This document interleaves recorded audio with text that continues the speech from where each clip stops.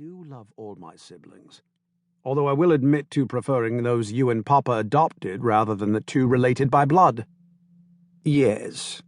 Well, that's because your dear Papa and I were first cousins, Lady Ainsley admitted, utterly ignoring the fact that she was smothering one of her beloved sons.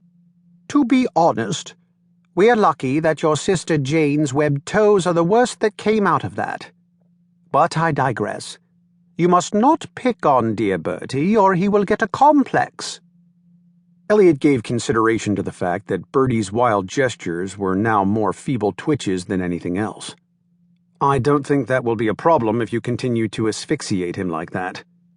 What? Oh. Lady Ainsley looked down, and with an annoyed click of her tongue released Bertie. He collapsed to the floor, gasping for air, his face, already dark due to his ancestry, now strangely mottled. Silly boy should have said something. Now, what did I come to see you about? I haven't the slightest idea. Is it something to do with the builders? They haven't rescheduled again, have they? No, they're still coming on Monday as planned. It will be terribly inconvenient having them underfoot for the monthly Mothers Without Borders meeting. But I suppose it is necessary to have the work done. If you wish for the walls to remain upright, then yes, Elliot said mildly. He'd worked and saved and scrimped until he had, after 7 years, managed to accrue enough money to start the restoration of the 17th century house he had inherited. Along with a lot of debts, he thought sourly to himself, not the least of which was a nearly crippling inheritance tax. If only his father hadn't been such a poor financial planner. If only his mother hadn't spent her own modest fortune on endowing any number of charities in her late husband's name. It wasn't that Elliot was against supporting such worthy causes. He was as charitable as the next man, doing his part to end child hunger and abuse to animals, and to provide homes for needy hedgehogs. But he couldn't help but wish that supporting his large family and money-sucking estate hadn't fallen so squarely on his shoulders. He had to get this book done. Hell, he had to get the damn thing started. Without the money the book contracts brought in, he'd be sunk. They would all be in desperate straits, everyone from his spendthrift mother right down to LeVar, the second youngest brother, who was recovering from a very expensive operation to straighten one of his legs. Is there something in particular you wanted to discuss with me?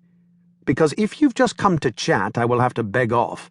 I really must get this book underway if I'm to meet the deadline. Bertie, for God's sake, stop with the dramatics. You aren't dying. I saw spots, Bertie said, ceasing the fish-out-of-water noises in order to haul himself up to the chair. I saw a light. I wanted to go into the light. Elliot bit back the urge to say it was a shame he hadn't, because he truly did love all his brothers and sisters, even impressionable, heedless Bertie, who had recently returned from a 2-month visit to see distant family members, who had long ago emigrated from the small village in Kenya to the U.S. Right. What have I told you both about my office door? When the door is shut, Elliot is working, they parroted in unison. And if I don't work? We don't eat, they answered in unison. So why is it you're both here when this is my working time? I need a tenner, Bertie said with an endearing grin. Their mother looked askance. You just had your allowance. What did you spend that on? Girls, he answered, his grin growing. 3 of them. Triplets with golden hair and golden skin and knockers that would make you drool. Bertie, Elliot said with a meaningful nod toward their mother. Oh, well, Lady Ainsley said, dismissing this evidence of teenage libido. Young men should be interested in girls. Unless, of course, they're interested in boys, which is perfectly all right, no matter what the Reverend Charles says. And if he thinks he's going to make an example of dear Gabrielle simply because she ran off with his poor downtrodden wife, well, then he simply needs to think again. The Ainsleys have been a part of Ainston Village since the Conqueror came over, and I shan't have him blackening our name now. That brings to mind the letter I intended on sending Charles after that scathing sermon he read last week, which was quite obviously pointed at me. Elliot, dear, have your secretary...